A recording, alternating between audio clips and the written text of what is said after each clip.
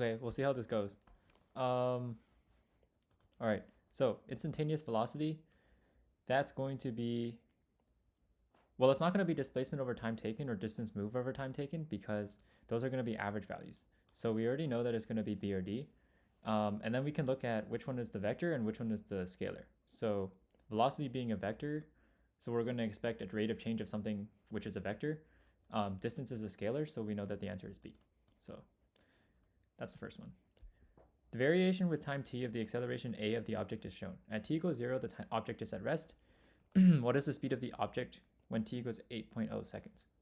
Okay, so this is an acceleration time graph. And so we'll know that if we're looking for the speed of the object, and since it starts at rest and it seems to accelerate in a single direction, that means that we're really just looking for the area under the curve of this graph. So the area under the curve by 8 seconds is going to be the area of this triangle. It's going to be 4 seconds multiplied by 8 divided by 2. So then that's going to be 16. So, oops, do I have something wrong? Oh, 8 times 8. Okay, so 8 times 8 divided by 2, which is 32. Okay. A force acts on a cube of mass m that accelerates upwards along a vertical frictionless surface. The magnitude of the force is F and it acts at theta to the vertical. Okay, so we can break this into components essentially. So let's look at the two components. And if we draw a free body diagram here, we can see a couple of things. So there's going to be a normal force, and the normal force is exactly going to cancel out this, and this is going to be the sine component of the force. So the sine component and the normal force cancel each other out. So exactly what the upward force is going to be the upward component of this force, which is going to be the cosine part, subtracting the weight of the object. So if we do that, then it's going to be F times cosine, because it's adjacent, minus mg. That's going to be the net force. This is going to be equal to ma. Then if you divide both sides by m, you're going to get F cosine theta minus mg divided by m. So the answer is A. A sphere of density rho and radius r rests on the bottom of a tank of water. The buoyancy force on the sphere is F1. A sphere of density 2 rho and radius r over 2 is at the bottom of the same tank.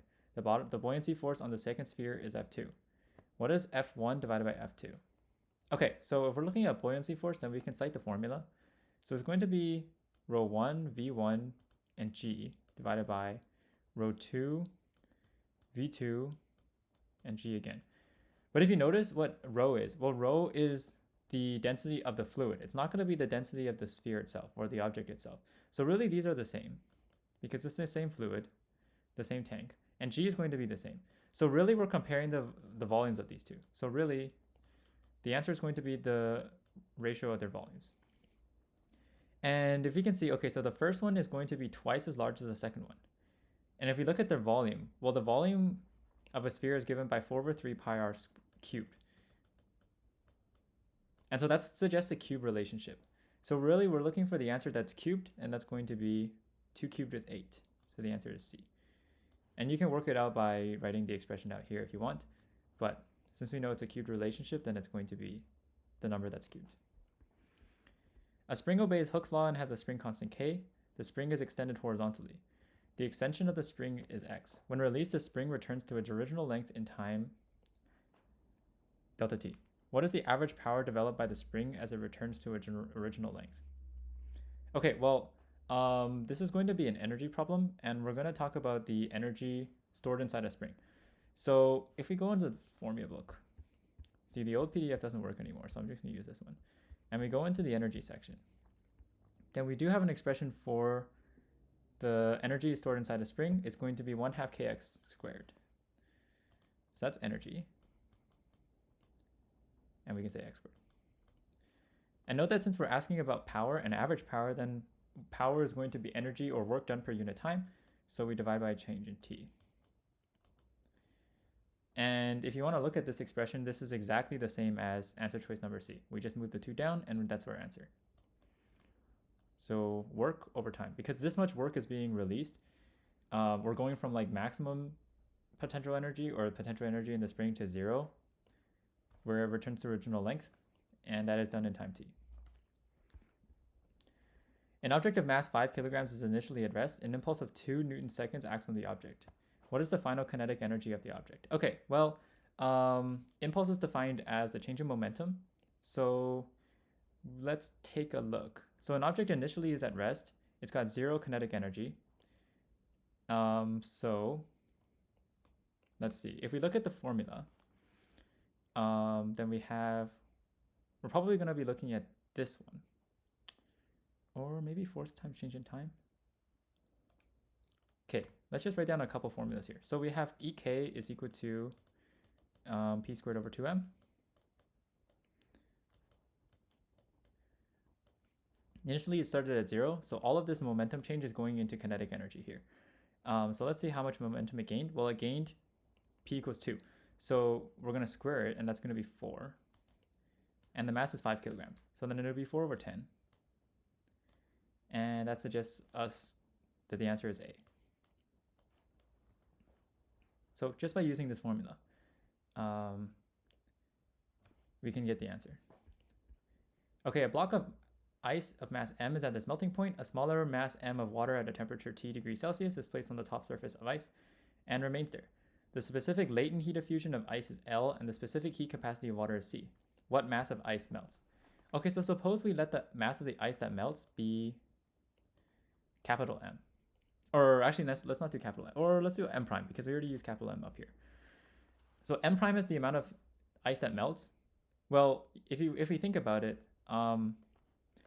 the amount of ice that melts is exactly equal to how much energy can be transferred from the water as it reaches thermal equilibrium. So how much energy would be stored in the potential amount of ice that melts? Well, that's going to be M prime times L. So that's the amount of energy that is needed to melt a certain amount of ice. And how much is that equal to? Well, it's going to be equal to how much energy this amount of water can contribute as it cools down. And once it cools down to 0 degrees, then it's going to stop contributing any water. So it's really going to be equal to the amount of so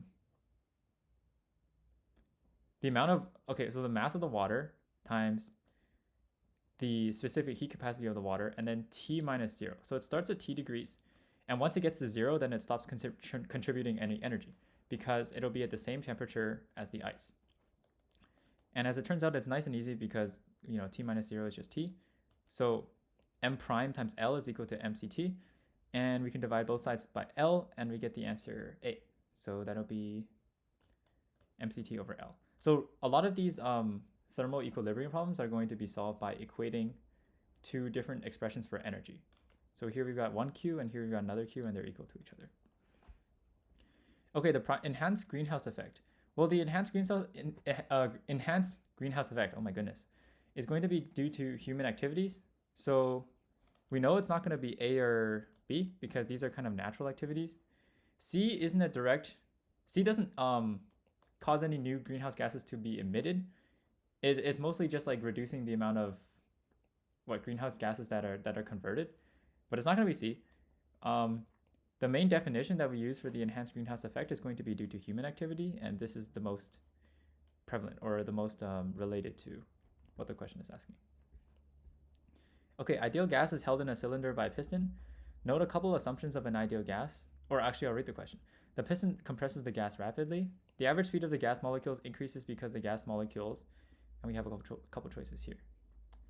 So, well, okay, the average speed of the gas molecules is related to the internal energy. Because remember, one of the assumptions of an ideal gas is that all the energy in an ideal gas is internal energy. Or what? All the internal energy of an ideal gas is kinetic energy. Sorry. So we would need to somehow increase the internal energy of this ideal gas. Okay, so volume is not going to do it. Volume doesn't have any impact on the ideal energy of something. Receive thermal energy transferred from outside the cylinder. Well, that's not necessarily related to the piston itself. So, because otherwise, even without the piston, then this gas would be receiving energy, and that doesn't really seem to make sense. Receive energy from the piston as they collide with it. That is possible, and we'll treat it as the probable answer choice for now. Make more collisions per second with each other. That's definitely not it. And the reason for that is because one of the assumptions of an ideal gas is that all the collisions are elastic, remember. So as they collide with each other, then they can't possibly be gaining more energy or losing any energy. So they have to stay the same amount of energy. So out of those four, the likely answer choice would be C. I'm just going to close the door. Okay, on to the next one, question 10. 3 combinations of resistors are shown. The resistors are identical. What is the total resistance of each combination of resistors in order of increasing resistance? Okay, so with these, there are identical situations. So what I like to do is just assign a random one and see if it works. So let's just say every single resistor is of resistance 6. So 6, 6. And these are 2 in parallel. We can do the calculation, but I know that it's going to be 3. So for P, it's going to be a total resistance of 15 ohms. For Q, this is going to be a 6, and then this is going to be a 2 in this section. But you can do the calculation if you want. And so this is going to be 8. This is going to be a 6. And I can't work this out in my head, so this is going to be a 6, and this is going to be 12. And we can check it, I guess. It'll be 6 plus, 1 over 6 plus 1 over 12. Okay, I guess I can check that. 1 over 6 plus 1. Oops, I need to. It's 4, huh? Okay, so then this is going to be 10, right? Okay, so then the order of increasing resistance, so then QRP is going to be the answer. QRP looks like it's going to be answer choice D, and that's going to be the answer. A continuous belt of width 0.6 meters travels at a constant speed of 2.5 meters per second. The belt has a uniform distribution of charge of 5 microcoulombs per meter squared on the surface. As the belt passes a point, all the charges are removed and carried as a current in the wire. What is the current in the wire? Okay, so current is defined as the movement of charge per unit time. And it's going to have the units C divided by seconds, right? Coulombs divided by seconds, or this is really an ampere. That's going to be the unit. And so we can use that to help us out when we're solving this problem, because we can do kind of unit analysis to figure this out, because otherwise we're looking at kind of things that are rather difficult to work with. So we're looking to end up with something that is a coulomb per second, or maybe even a microcoulomb per second. So let's see. So 5.0 microcoulombs per meter squared. Okay, so we want to get rid of this meter squared because it doesn't show up in our answer. Remember that we're looking for something that's microcoulombs per second. I'll write that here. So we're going to probably multiply by 0.6 meters. And we're going to also multiply by 2.5 meters per second. And note that the meters all cancel out and we end up with microcoulombs per second, exactly as we anticipate. So the answer is going to be 5 times 0.6 times 2.5, which is 7.5, which is B. So the answer is B. And so here's one situation where doing unit analysis can really help us out, because I really didn't have to analyze this situation much at all. A solar panel has surface area 0.2 meters squared. The efficiency of the solar panel is 30%. At one instant, the radiation intensity at normal incidence to the panel is 0.15 kilojoules per meter squared per second. What is the power output? So again, okay, we can use a little bit of dimension analysis. Well, power is going to be work per second. So we're looking for something that's probably kilojoules or maybe joules per second. And let's see. Okay, so if we're looking for that, then it's going to be a multiplication of 0.15 by 0.2. But note that it's going to be in kilojoules, and all of these answers are not in kilojoules, so we're probably going to convert it back to joules. So this is going to be in joules per meter squared per second. And we multiply this by 0.2 meters squared. Then you realize that the meters cancel out, and we'll get joules per second, which is exactly what we're looking for if we just get rid of this K. Because this really doesn't do anything for our units. Okay, but that's not over, because the efficiency doesn't have any units, and we do have to consider that this is going to be the input, and so the output is going to be multiplied by 30%, because that's the amount of useful work that actually comes out. So we multiply this by 0. Oh, okay. I'll change it back to not thing. And so this should be the answer. So we can see this. 0.15 times 1,000 times 0.2 times what are we looking at? 0.3. This is 9. So we're looking at 9. A mass spring system oscillates with time period t. Another identical spring is connected in parallel with the first spring as shown. The mass is unchanged. Okay, so remember that when we attach an ideal spring or identical spring in parallel, then the situation is added together. So it's the opposite of currents or resistors. So essentially we have K here and then we have 2K down here. And then we're going to look at the effect of doing this on the time period. Well, okay, so then time period is given for the mass spring system. We can look in topic C, and we'll find that it's going to be 2 pi square root m over k.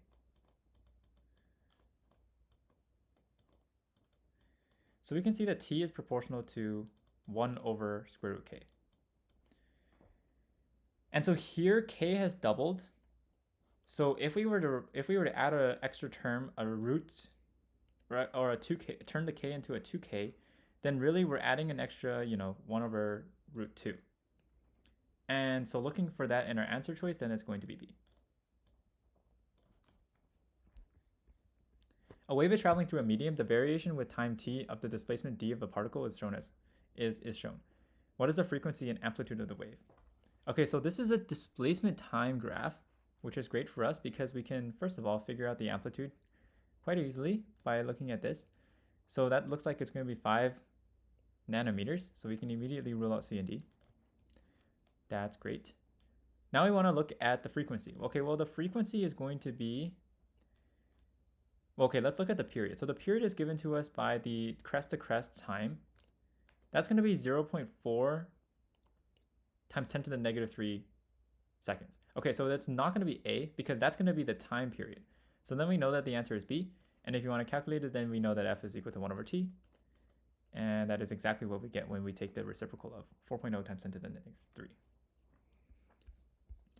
Light passes through 2 parallel layers as shown. The refractive index for light traveling between air and the media as shown as the diagram as N1 and N2.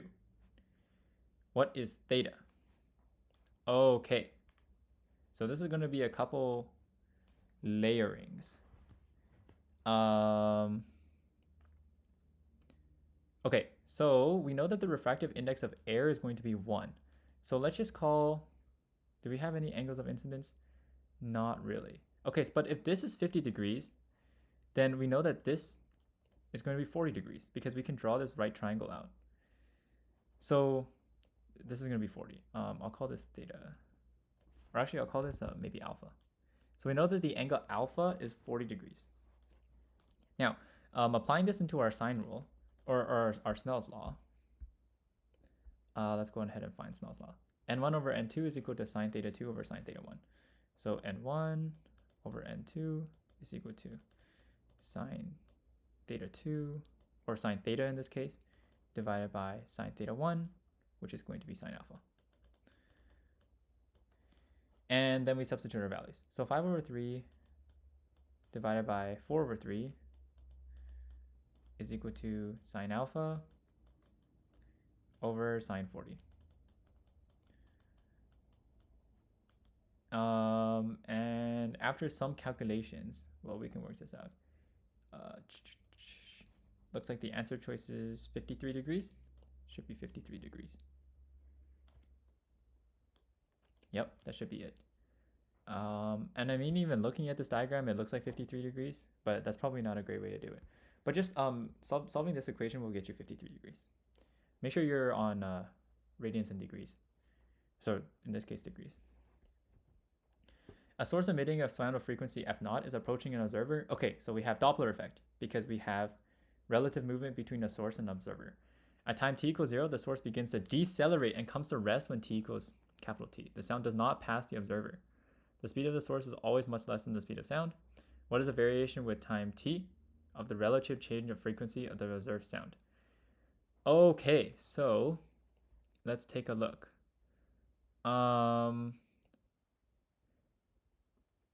Okay, so change in f over f. Well, we know that the answer is likely A or B because we can rule out C and D because it doesn't pass through the axis here. And the reason for that is because at time t equals t, the source has come to rest. So now we have no relative movement between the source and the observer. And if that's the case, then the change in frequency from that's detected should be 0. As if there's no relative movement between the source and the observer, then there's no Doppler effect, so change in f is 0. So we should end up at a 0 at time t. It's just a matter of whether it's increasing to 0 or decreasing to 0. And so here's the thing. So in the first situation, when the source is moving toward an observer, then we should expect that the frequency goes up. So the frequency should be a lot higher and it decreases to 0 because it's decelerating all the while. So that suggests that the answer choice is A. A planet P has a diameter 1/3 that of Earth. The mass of Earth is 18 times that of P. The gravitational field strength at the surface of Earth is G. What is the gravitational field strength at the surface of P? So gravitational field strength is going to be the force per unit mass experienced by a small test mass placed at a point. So we can express that as G equals gm over r squared. Now we substitute our known values. So the G prime, which is going to be, I'm going to say the new situation at the surface of P.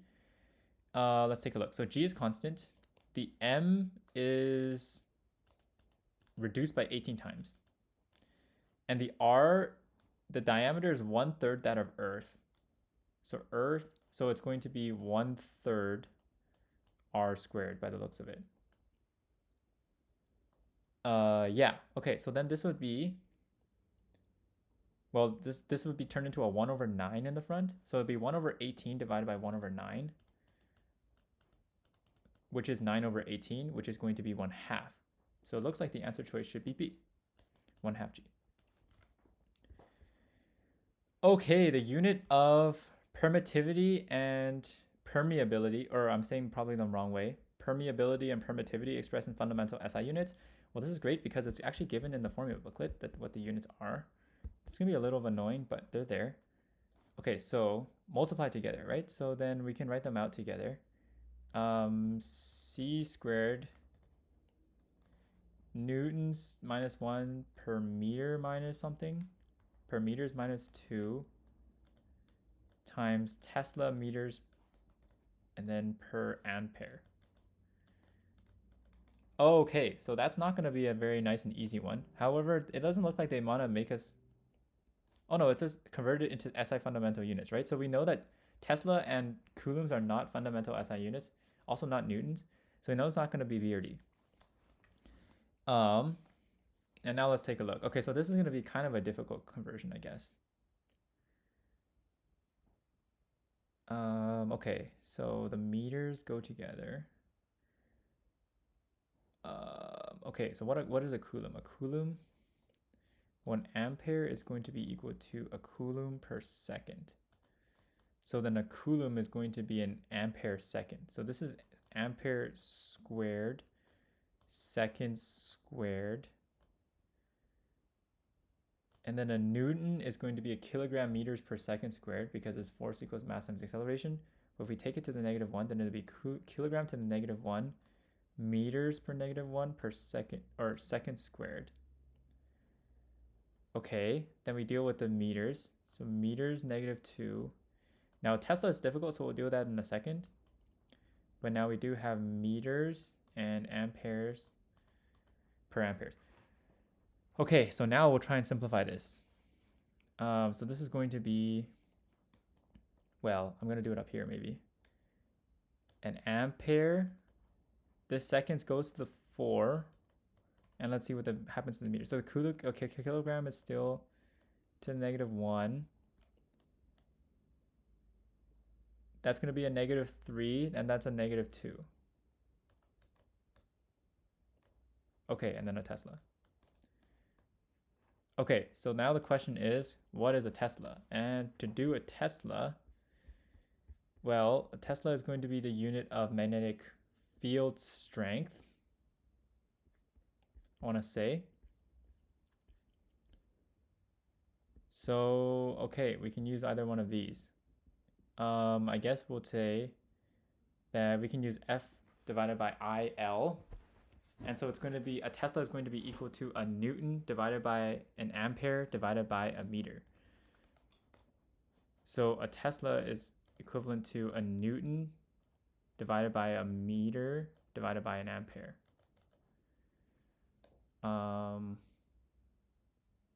Okay, so I'll back up. In that case, then we can replace Tesla here by, or actually, I'll back up all the way. Okay, so what is a coulomb? Well, a coulomb is going to be an ampere second. So this is going to be ampere. Come on, man. Ampere squared, second squared. Newton minus 1 we can keep because it'll eventually cancel out. That's kind of what I saw. Tesla we can replace. This is going to be a Newton meter per ampere. And then meter ampere per ampere. Okay, so let's see what cancels out. So the newtons cancel out. Great. The ampere squared cancel out. Great. And let's see what we're left with. Well, the meters... Am I missing something?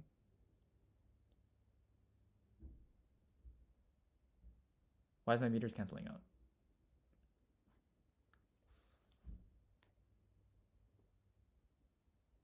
Why am I missing something? Okay, well, the answer is A because the second should be squared. But my meter shouldn't be canceling out. Let me just assess what's going on. Am I getting my units right?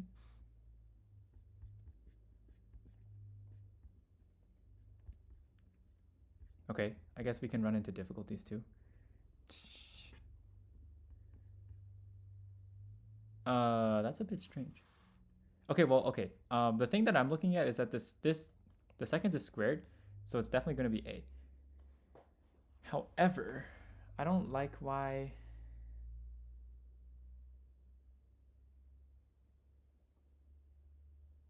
Is Tesla really the units for magnetic field strength, or is it a unit for magnetic flux?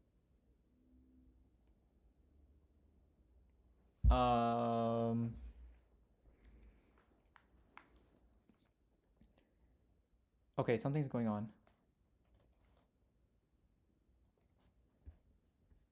Something is definitely going on. Let me look at the formula. Okay, I might have something wrong here.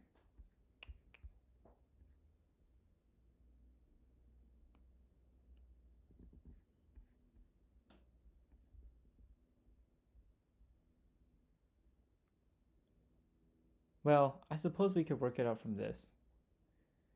But I'm just gonna go with A. Okay, so it's gonna be A. I'll work out the meters dilemma in a second then. Okay, charge is moving in a wire that has right angles to a uniform magnetic field. The length of the wire is 0.232 meters. When the current in the wire is increased by 5 amperes, the force acting on the wire increases by 4 millinewtons. What is the strength of the magnetic field? Okay, so let's see. Length of the wire, current in the wire, force on that acting on the wire. So that looks like it's going to be F equals BIL.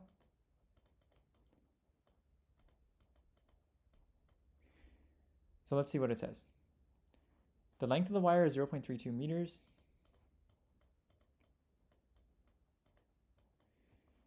The current in the wire is increased by 5 amperes.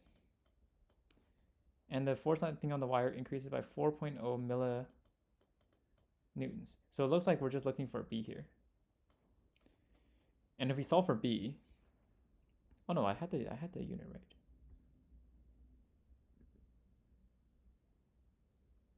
Oh, maybe one of these is going to be a -1.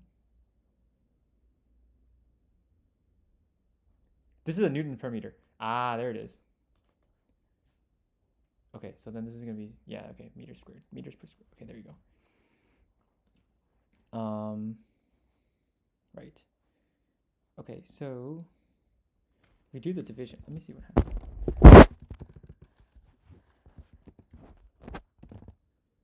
0.0025.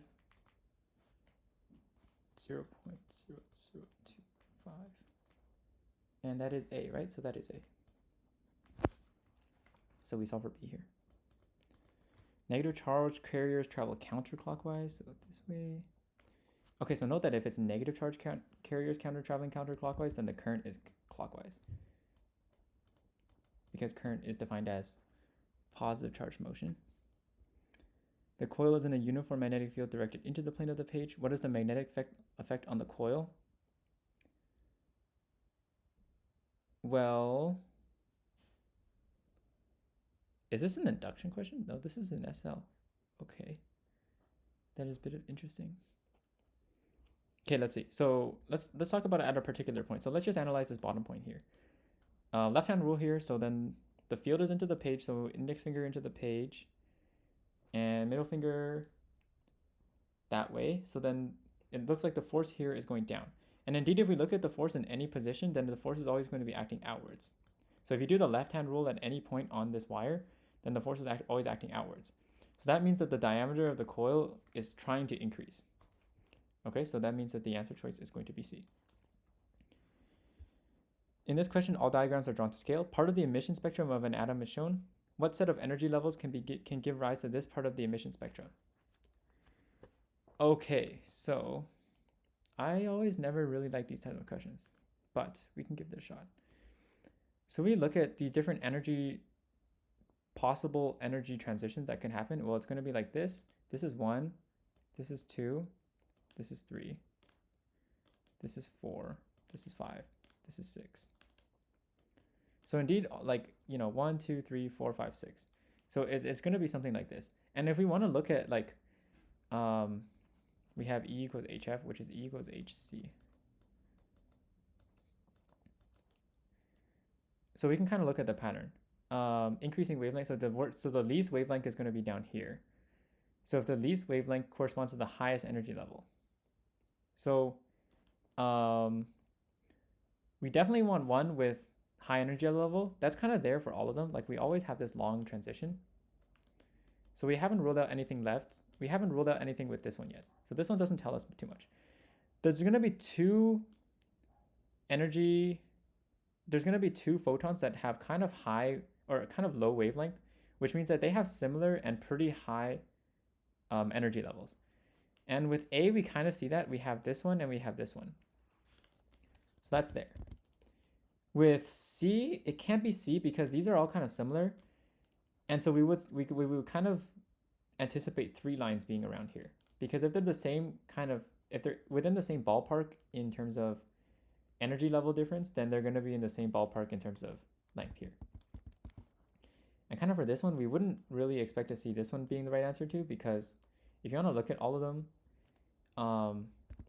actually, if they're all uniformly spaced apart, then this one is going to be the same as this one is going. So we're really only going to see the one line over here. So we can rule out C and we can rule out D. And the same thing goes for this one. If it were so, then we would see kind of 3 lines over here. So by process of elimination, we get A. An ion contains the following particles: 53 protons, 89 neutrons, 54 electrons. What is the nuclear notation for X? Okay, bottom number here is always going to be number of protons. That's going to be 53. Top number is going to be the protons plus the number of neutrons. That's going to be 150, 40, 142, 142. So that the answer is A. A suitable material for use as a moderator in a nuclear reactor is going to be definitely not concrete. Definitely not uranium. That's going to be the fuel source. Cadmium, no. So it's going to be water. And you would probably just have to memorize that. In a simple model of the nuclear reactor, 4 neutrons are emitted per fission on average.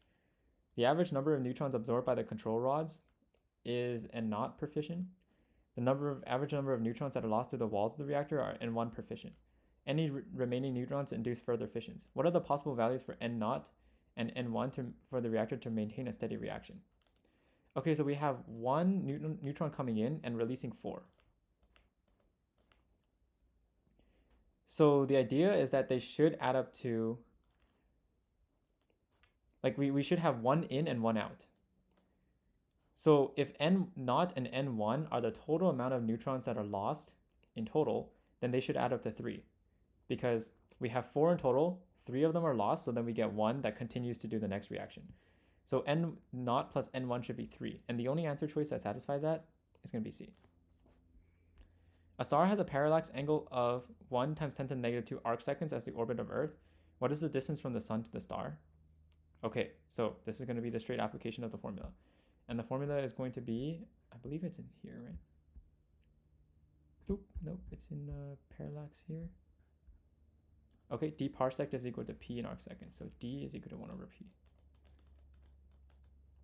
And this is a straight application. So the parallax angle P is going to be 1 times 10 to the negative 2.